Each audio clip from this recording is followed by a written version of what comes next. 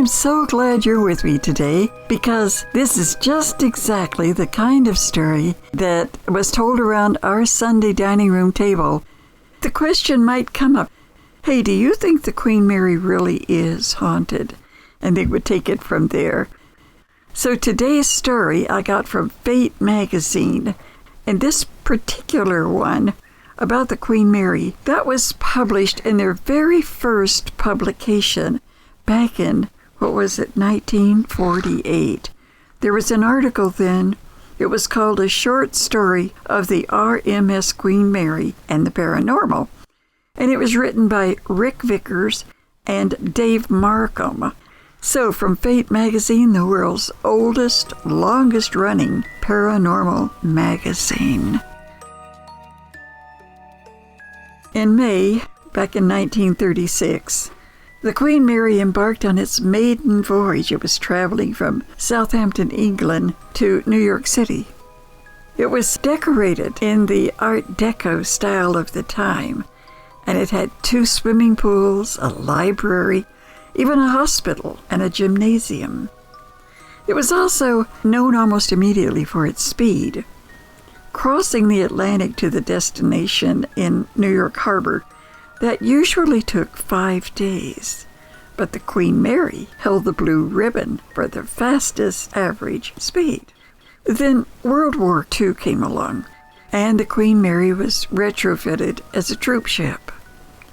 Well, as the fastest and largest such vessel in the war, the Queen Mary, with its top speed of 32.5 knots, was even faster than a German U-boat. But in October 1942, the ship was involved in a fatal accident near Ireland when it collided with its escort ship. Then after the war, the Queen Mary was again retrofitted as a passenger ship. In 1947, she made her very first commercial voyage, and she just remained immensely popular until the 1960s, when airplane travel grew. The Queen Mary even added routes, like including one to the Mediterranean, but interest in cruise ships was just about over. So, in 1966, Cunard, the ship's owner, put the Queen Mary up for sale, and the following year, the city of Long Beach, California bought the ship, and they had plans to turn it into a hotel and a tourist attraction. It was a year later, October 1967, that the Queen Mary set sail for Long Beach Harbor on her very last voyage. Well, in the following years, restaurants, its old grand ballroom, and the hotel was open to the public. Now, about this time is when some of the other rather strange, paranormal, and ghostly activities began. Dark, shadowy figures, smoky, translucent forms, and even entities singing have been reported. People were touched, they were grabbed, they were pulled. Furniture moved around of its own accord. Cabinets opened, closed, doors too. Lights turned on, water came out of faucets, appliances turned on and off all by themselves. It was just such an incredible variety of phenomena. It makes it clear that the Queen Mary was indeed haunted.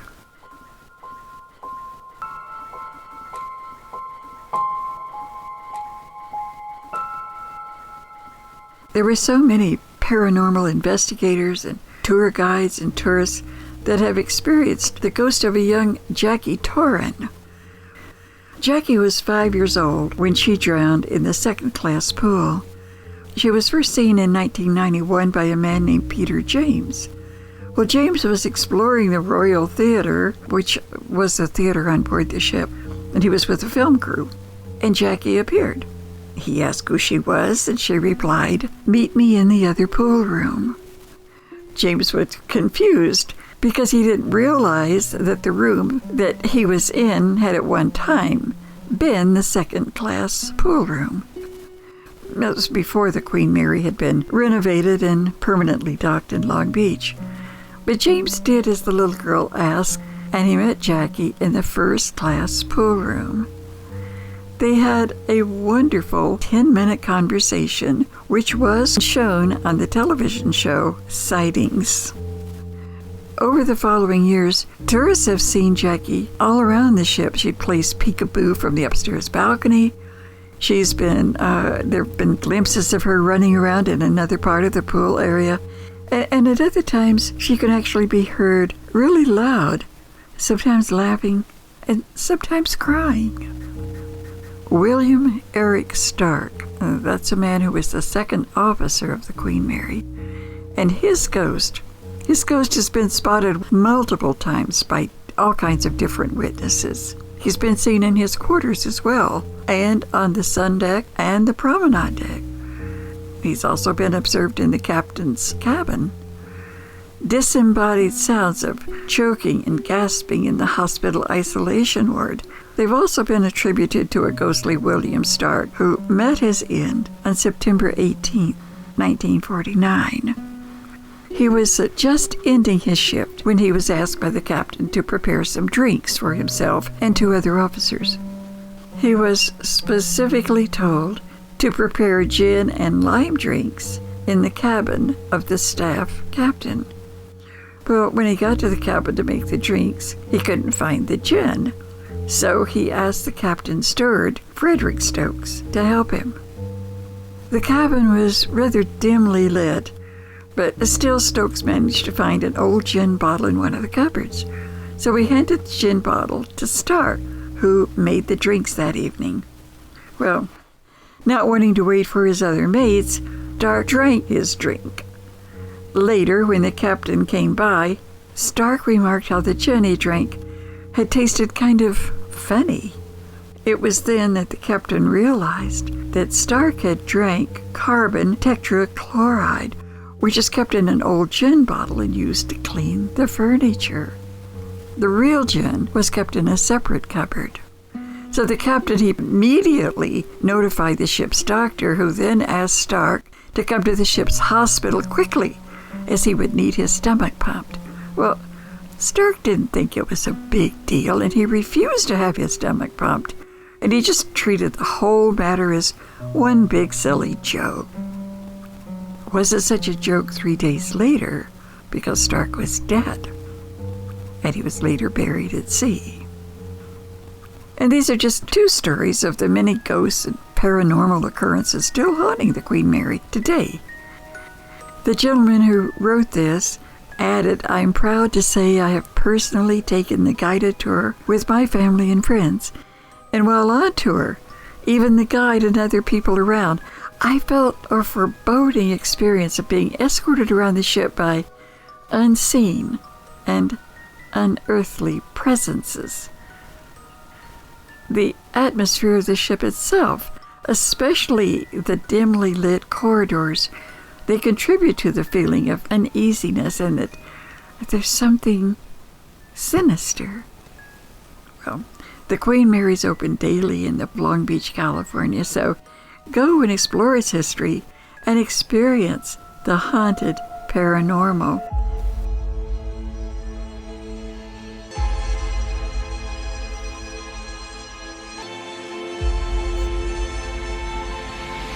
Now, at the end of that article, the editor added a note, and this is what she wrote. "I can attest to its haunting.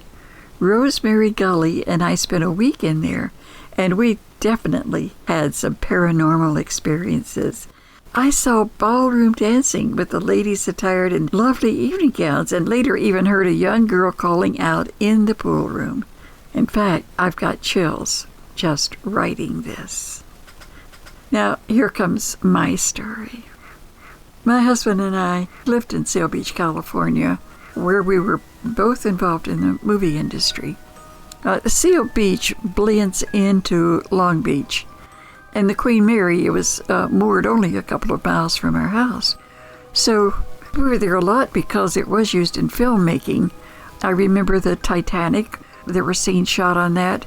Love Boat, The X-Files, The Poseidon Adventure.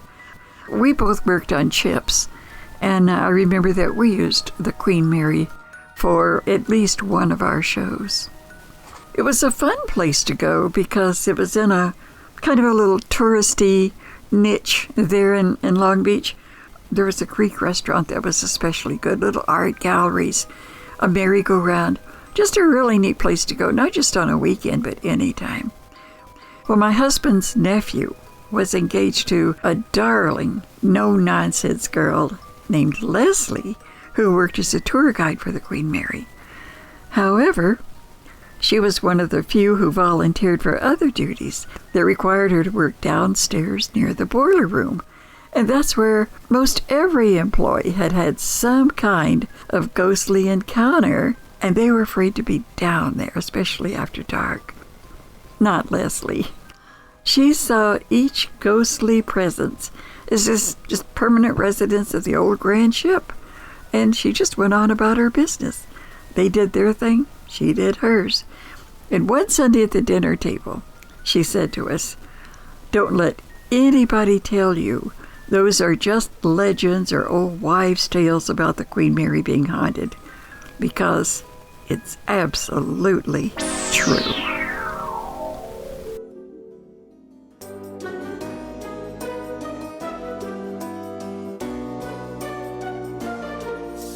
I want to say a special thanks to Ness Reality for music by Trigave Larson from Pixabay, who also gave us the eerie music from Universe Field, as well as Sound Gallery by Dimitri Torres, and from the talented Theo JT.